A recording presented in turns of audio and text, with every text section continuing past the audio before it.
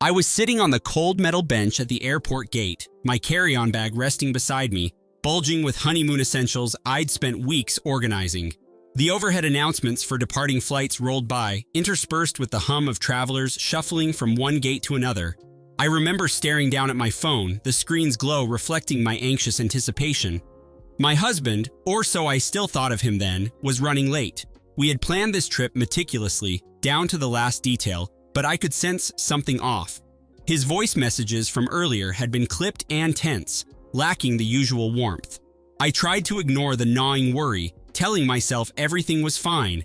I had done my best to appear the picture of calm, though. I wore a new sundress chosen specifically for our island destination, complete with a wide-brimmed hat stuffed into my bag. Every time the gate agent made an announcement, I felt my heart pound a little harder, worried he'd miss boarding entirely. In my head, I kept rehashing the day, the impromptu wedding we'd organized in a rush because we simply couldn't wait, the sweet text messages he'd sent me just a few weeks ago, and the open plane tickets in my name. I tried to focus on that, the love I was sure I felt, an anchor of hope. Then my phone rang. At first, relief washed over me because at least he was alive and presumably on his way, but I sensed a shift in his tone the moment I answered. He sounded breathless, frazzled, and uncharacteristically distant. His words were strangled. He wouldn't be coming after all. I could scarcely process the sentence. I thought it was a joke, an ill-timed prank, or a test of some kind. But he kept talking, spitting out an excuse about an emergency call from his ex, that she desperately needed help with something only he could provide. I clutched my phone, numb, disbelief melting into fury. There was no apology, no attempt to salvage the honeymoon. It was like someone had flipped a switch, turning off the sweet, loving man I had married just days ago.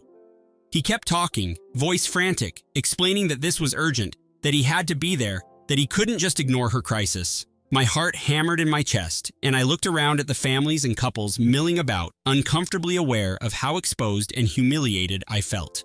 I asked him how he could do this now, on the day we were supposed to board our flight to paradise. His response was cold, mechanical. "I'm sorry, I just can't come." I stared at my boarding pass, the letters and numbers now meaningless. In that moment, I remembered every sacrifice I'd made in the last few months. I'd changed my living arrangements, compromised on wedding details that he insisted upon, even restructured my finances to accommodate our shared future. And now, standing there under the fluorescent lights of the airport terminal, I felt the kind of shock that slows time to a standstill. My mind raced with questions. Did he still love her? How long had he been waiting for this opportunity? Was I just a convenient placeholder until his ex reappeared? I ended the call without another word, a trembling hand pressed to my forehead. Everything around me blurred. The row of airport restaurants, the overhead screens, the check-in counters, it all became a backdrop for the raw betrayal sinking into my bones. My chest tightened as if the air had been vacuumed out of the terminal. I was all alone, abandoned before my marriage had even gained traction. People streamed past me, consumed by their own journeys, while I stood motionless in the middle of heartbreak. I walked to the nearest restroom on autopilot, locked myself in a stall, and let out a silent scream. If this was how my marriage was going to start, then I was already done believing in fairy tales. After those first blinding minutes of shock, a cold anger set in. I came out of the stall, washed my face, and stared into my reflection. I saw someone who had always tried to maintain the peace, who had forgiven too easily, who had overlooked minor red flags in the hope that love would conquer all. But at that moment, I resolved not to be that woman anymore. I had no intention of flying to a tropical island alone to mope around in a honeymoon suite meant for two. Nor did I want to slink back home in tears. Something bolder, sharper, awakened inside me. Clutching my phone, I walked out of the restroom and found a quiet corner near a row of payphones no one ever used. My mind was buzzing with possibilities. Should I confront him directly? Storm over to wherever he was and scream my rage to his face? Part of me wanted to do just that, to see the look in his eyes when he realized what he'd thrown away. But then I thought about how he'd so casually cast aside our marriage at the very moment we were about to embark on our honeymoon. There was no remorse, no regret, just a flimsy explanation about an emergency. My anger hardened into resolve. I wouldn't beg, and I wouldn't plead. Let him deal with his so-called emergency. He'd already forfeited any right to my compassion. But I didn't want him to get away with this unscathed. I knew there had to be a consequence, something that would force him to understand the gravity of his betrayal. At the same time, I wanted him to see me flourish, to realize I was not some dependent creature waiting for his scraps of affection. So I canceled our flight tickets, ensuring that any refund or credit would go to me alone. Then I called my bank to freeze our joint accounts, the ones I'd been foolish enough to open. As I gathered my suitcase and headed for the exit, I remembered a conversation we'd had during our brief engagement. He'd boasted about how his ex was unstable but couldn't let go of him, and he claimed it was all so complicated. I'd been naive then, eager to believe his version of events. That memory ignited a spark of cunning in me. If I wanted to strike back, I needed to know exactly what he was up to. So, instead of heading home, I hopped into a cab and gave the driver an address I never thought I'd have reason to visit. His ex's apartment, a place he'd once shown me from a distance. Outside her building, I paid the driver and stood on the sidewalk, my suitcase at my side, feeling a bit absurd, but I was too furious to let embarrassment stop me. The building itself was old, with paint peeling off the walls and a rusty fire escape clinging to the brick facade. A single street lamp flickered overhead. I had no clue what I'd do if I saw him there. Maybe I'd just watch from a distance, gather ammunition for later use. As the wind whipped at my sundress, I thought of the calm beaches I was supposed to be lying on, sipping cocktails and celebrating my new life. Instead, I was here, on a gritty street. I found a cheap motel across the street, checked in, and dropped my suitcase in a musty room that smelled of stale cigarettes. Then I took up a post near the window, peering through a gap in the curtains. If his ex had demanded he rush over, this was where he'd show up, right? It took a few hours, but just as midnight approached, I saw his familiar silhouette hurry up the steps to her entrance. My heart leapt in my chest, a mix of anger, sorrow, and perverse satisfaction that I'd caught him in the act of running back to her. I felt strangely vindicated, like a detective confirming a suspicion. As lights flickered on in her apartment, I kept watch, alternating between pacing the cramped motel room and sipping water from a plastic cup. My mind raced with questions. Was this really an emergency, or just a convenient excuse to revisit old feelings? Hours went by with no sign of him leaving. I tried to sleep, but every time I closed my eyes, I replayed the humiliating phone call. So I took out my notebook, one I always carried for jotting down ideas, and began scribbling notes. Plans for revenge, confessions of heartbreak, half-baked fantasies of exposing him as a cheat. I felt a new clarity in that quiet rage, as though I'd tapped into a hidden reservoir of strength. I had no intention of returning to our shared apartment. Instead, I directed the cab to an old friend's place, Marisol, someone I'd known since college, fiercely loyal and never afraid to speak her mind. She opened her door in a flurry of concern, eyes widening at the sight of my wrinkled dress and the darkness under my eyes. When I told her the story, she swore colorfully in Spanish and engulfed me in a tight hug. Over strong coffee, I recounted everything, from the wedding bliss to the call at the airport. With each word, my resolve solidified. I vowed to show him that betrayal carried a price. Marisol was always full of audacious ideas. She suggested I expose him on social media, telling everyone how he'd abandoned me at the airport for his ex. But as tempting as that was, I wanted something more personal, something that would leave a lasting sting. We brainstormed for hours, batting around various schemes until we settled on one. I knew secrets about him, details of his finances and vulnerabilities he'd confided in me during our engagement. He'd told me about some questionable dealings at his workplace, how he occasionally bent the rules to get ahead. I remembered it all. If he thought I'd never use it against him, then he truly didn't know me. First, I needed to gather evidence. So I reached out to a trusted acquaintance of mine named Grace, an expert in digital forensics and quietly adept at unearthing secrets. She owed me a favor, and she was more than willing to collect data on his questionable habits. While I waited for her to get back to me, I laid the groundwork for my next move. I began sending him chilly, succinct messages, ignoring his sporadic voicemails claiming he'd explain everything. My plan was to lure him into a false sense of security, to make him think I was too hurt to fight back.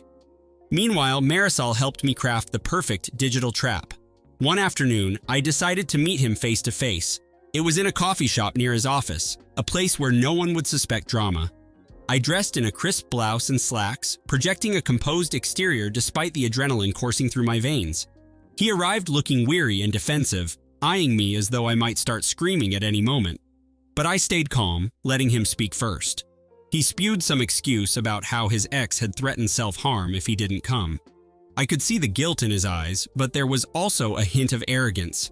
He still believed I might forgive him, that I was too gentle to hold a grudge. I listened with feigned understanding, occasionally nodding as though I sympathized. He reached for my hand across the table, and for a brief moment, I felt a twinge of old love. I remembered our wedding day, the way he'd looked at me with such warmth. But that recollection was quickly extinguished by the memory of him abandoning me. I let him hold my hand just long enough to sense a flicker of hope in him. Then I pulled away, my face unreadable. I told him I needed space to think, and he exhaled in what seemed like relief. If only he knew what kind of thinking I was doing. That evening, Grace called. She had discovered a trove of damning evidence. He wasn't just bending rules at work, he was outright falsifying data to secure lucrative contracts. There were emails, files, and even some hush payments made to keep colleagues quiet.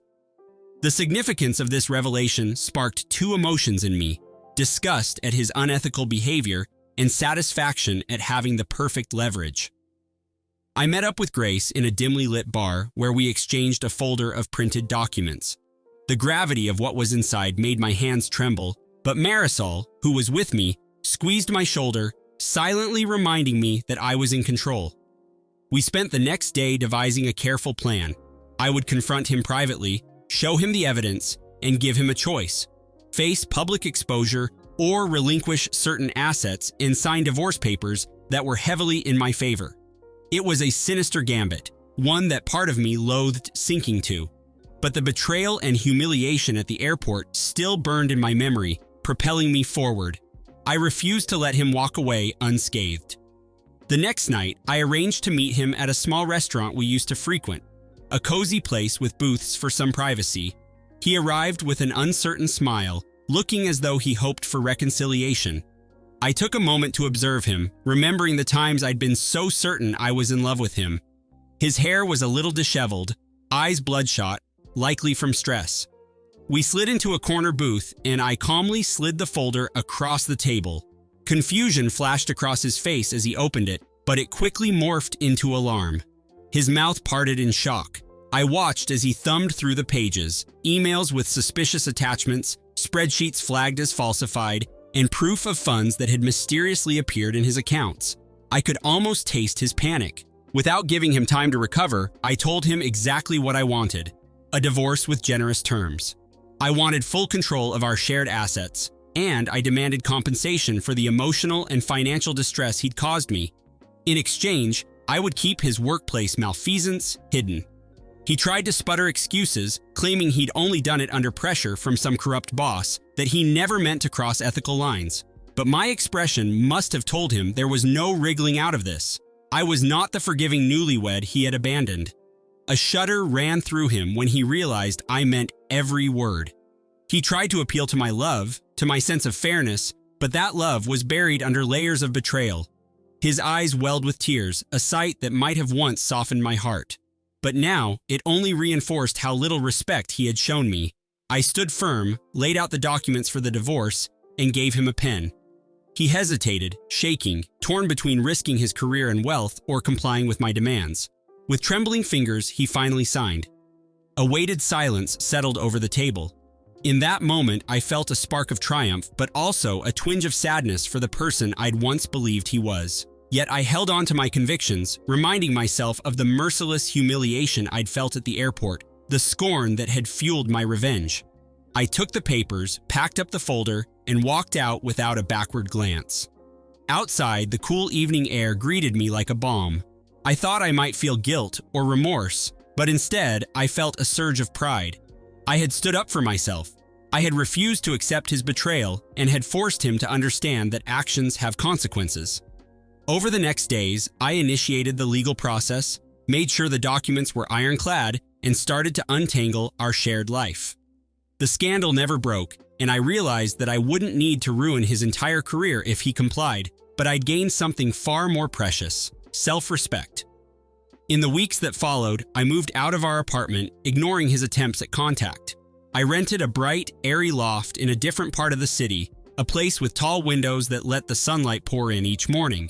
I found a better job that allowed me to travel, something I'd always dreamed of but never pursued, afraid it would clash with his plans. Each day, I woke up feeling a little lighter. The heartbreak was still there, but it was tempered by my sense of justice. Whenever doubt crept in, I remembered how he'd left me stranded at the airport on what should have been our honeymoon, and I felt validated in my decision. In that new life, I discovered unexpected strength, and I vowed never to accept anything less for myself again.